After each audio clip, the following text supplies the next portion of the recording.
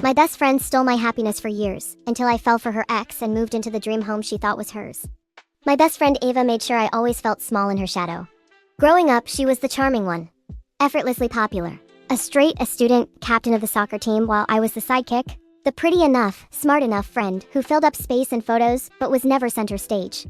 Ava seemed to love it that way. When she got engaged to Theo, a successful chef everyone in our town admired, I forced myself to be happy for her. After all, we'd been friends nearly our whole lives. I thought this is what friends do. Celebrate each other, regardless of their own disappointments. But then the passive-aggressive jabs started. Ava insisted I be a bridesmaid, then chose a sickly green bridesmaid dress that made me look washed out and bloated in all the photos. When I asked if I could at least shorten it, she insisted it was more dramatic this way. During her toast, instead of honoring me as her friend, she turned it into a joke.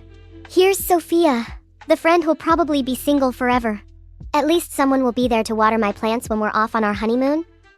The room fell silent except for a few nervous giggles.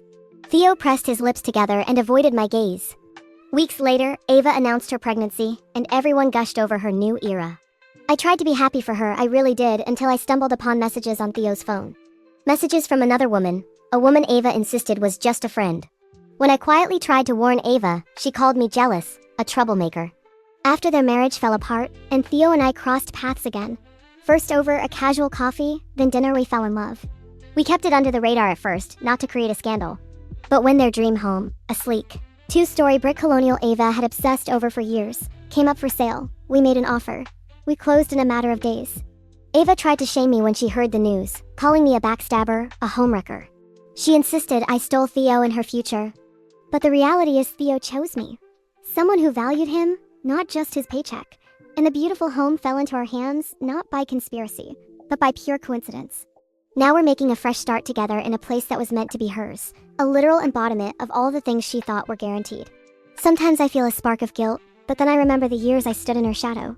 Now it's my turn in the light.